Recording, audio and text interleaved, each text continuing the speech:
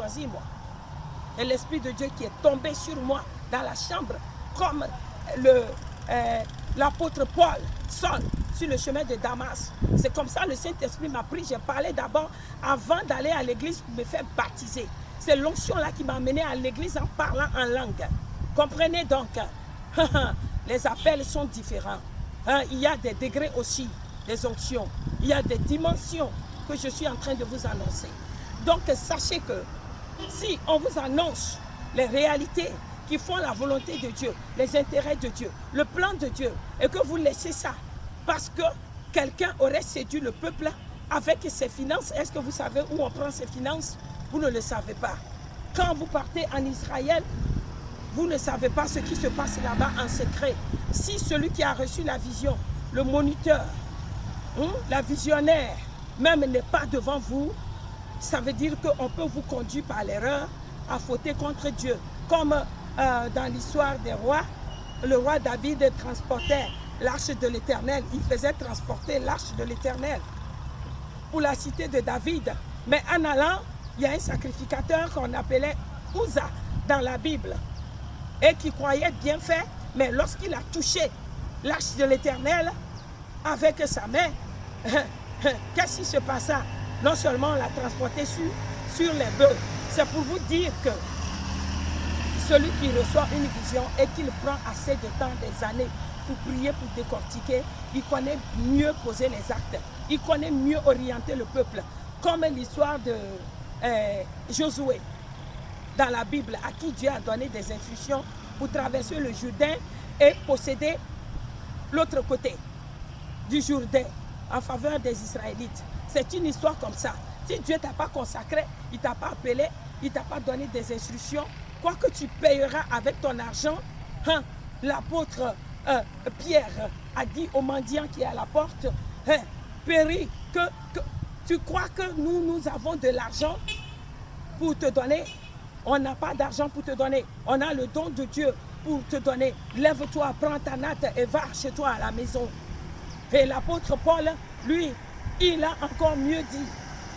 Il a dit à l'homme qui faisait de la magie et qui voulait acheter l'Esprit de Dieu sur la vie des disciples de Jésus-Christ, des apôtres, lui, il a dit, je vous donne en échange mon argent pour que vous me donnez les portions du Saint-Esprit qui est sur vous, que je puisse faire des miracles. L'apôtre Paul lui a dit, mais écoute, monsieur, le don de Dieu ne s'achète pas avec de l'argent.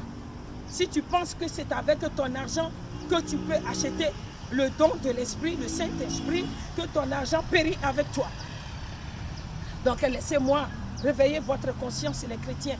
Si quelqu'un a apparu avec les pirateries, avec les prises en otage des choses d'autrui, en force, je dis bien avec la force, l'oppression, et on s'accapare des choses, et pour plaire au peuple de Dieu, pour plaire au peuple togolais, parce que ces gens de personnalités ont des visions de se faire voter au présidentiel.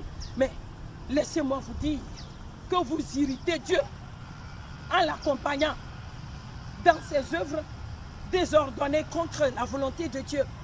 Vous devenez ennemi de Dieu. Car écoutez ce que dit la parole de l'Esprit. Il a dit ici, dans un livre de Proverbes chapitre 29, versets 12 et 16, le Seigneur a déclaré sa parole au travers de la bouche de ses serviteurs. Il a dit,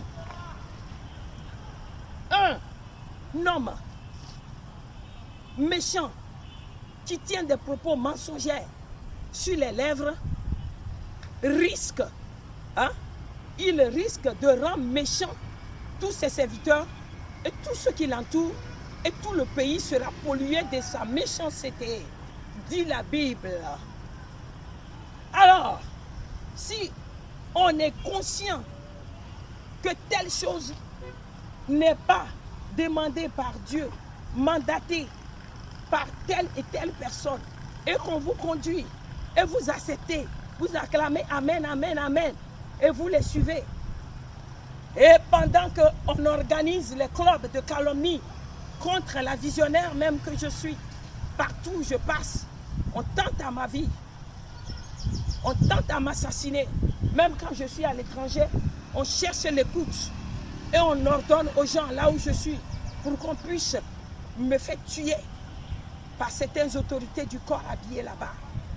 Ceux qui font ce genre de choses, qui mettent des calomnies sur vos lèvres avec des faux films, des fausses images, des montages.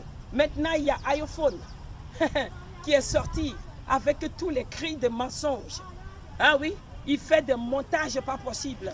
Il prend l'image de quelqu'un, il enlève la tête dessus et il prend la tête d'une autre personne, il fait un montage et il le met en action, comme si c'est la personne lui-même. On a fait tous ces genres de films contre ma personne que vous voyez. On a même osé prendre les films de pornographie. Pornographie, on l'appelle, non? Les films entre les prostituées là. On a pris une dame prostituée et on enlève mon image, ma tête pour faire des montages, pour publier sur les WhatsApp une dame qui est en train de se prostituer dans les hôtels avec tous les garçons. Vous savez combien d'années je suis resté consacré à l'Éternel? Je suis resté célibat pendant 14 ans. Sans fornication, sans mari. Et après ça, celui qui m'a pris pour épouse, qui m'impose d'être première dame de sa nation contre un autre chef d'État, innocent, qui n'a pas fini son mandat, je dis pas question.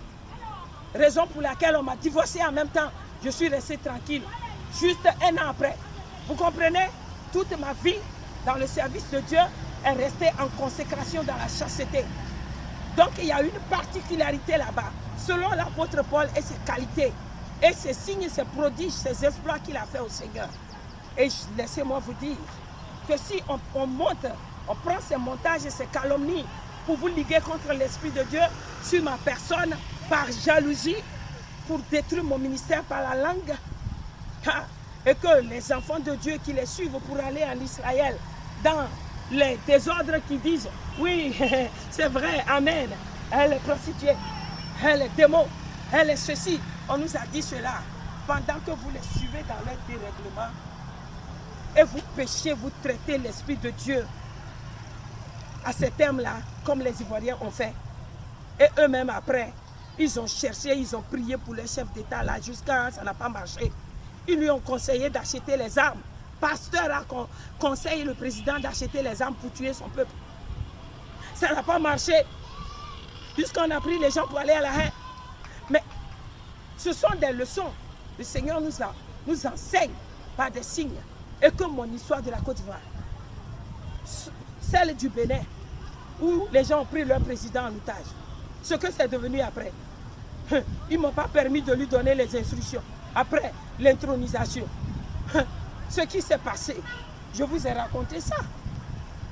Si vous voulez que ça devienne une histoire comme ça, ça n'engage que vous les chrétiens.